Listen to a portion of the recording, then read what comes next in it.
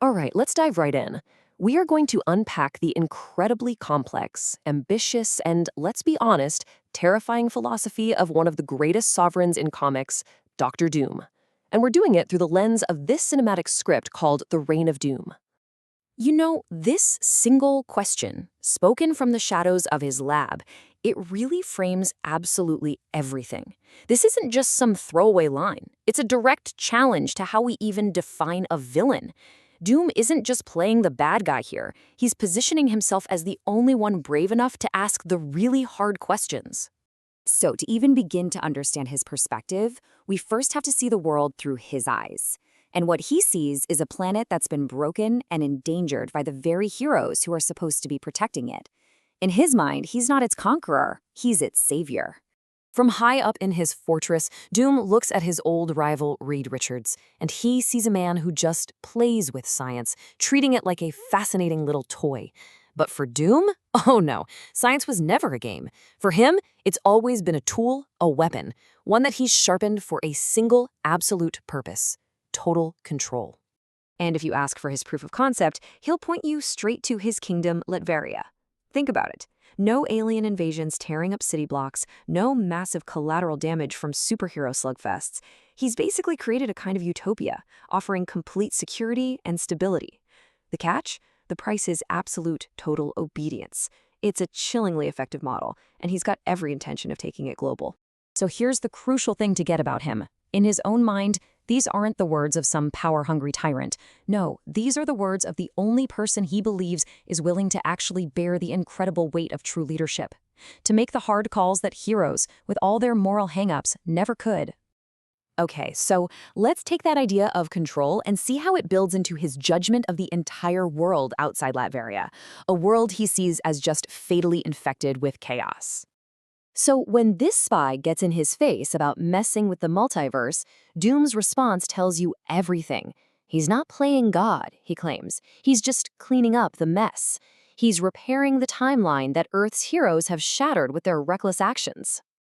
And then he pulls up this terrifying hologram showing entire timelines just dying. And he lays the blame for it all squarely at the feet of the Avengers. He argues that their constant, short-sighted need to win at all costs has cosmic consequences that they just refuse to see. So his solution isn't to win another battle. It's to end the whole war by stopping time itself. But that just begs the question, right? How could one man possibly enforce his will on all of reality? Well, the answer is in his complete and total mastery of two forces that really shouldn't even exist together. We get to see this in action when an elite task force tries to infiltrate his castle. And it's not really a fight, it's a demonstration. He uses a magical force field to stop their bullets cold. Then, he uses a scientific pulse to disable all their high-tech suits. And he finishes them off with actual sorcery. It is a perfect and frankly terrifying fusion of two different worlds. And this line just brilliantly sums up his entire philosophy.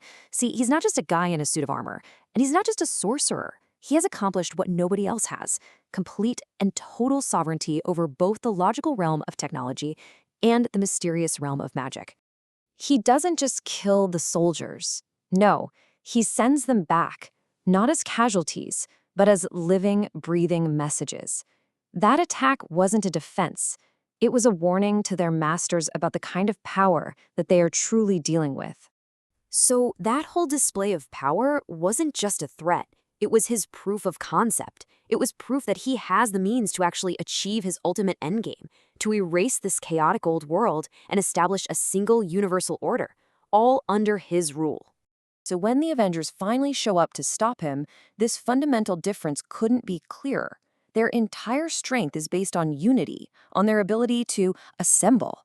But Doom, he sees that as a weakness. For him, a true savior can't be part of a committee. A savior has to stand alone to impose their will on the world. And what's so fascinating here is his strategy. This isn't just a brawl, it's a systematic dismantling. He uses science to absorb Thor's lightning and hack Iron Man's missiles. Then he weaponizes that same energy using magic to counter Captain Marvel. He doesn't just fight them, he deconstructs them, proving that he operates on a level that completely transcends their rules of engagement. And this, right here, is the heart of his entire argument. He just dismisses their struggle as a performance, a fight for the title of hero. He, on the other hand, believes his purpose isn't some role he chose to play. To him, it's a preordained divine destiny. And then comes the ultimate display of dominance. He just stops Thor's hammer, Mjolnir, in midair. He makes it perfectly clear that concepts like worthiness are rules for lesser beings. A being who can literally rewrite fate doesn't need permission from anyone or anything. This is his final, chilling declaration as he gets ready to remake the entire universe. To him, hope is actually a flaw. It's a symptom of uncertainty. He has none of it. Because in his mind, the outcome has already been decided. He's not just another player in the game, he is the constant. He is doom. And so this script leaves us with this really unsettling question. If humanity is truly on a path to self-destruction, and if its own heroes are only making things worse with their chaotic actions, is a savior's tyranny a necessary price for survival? It's a heavy thought to end on, for sure.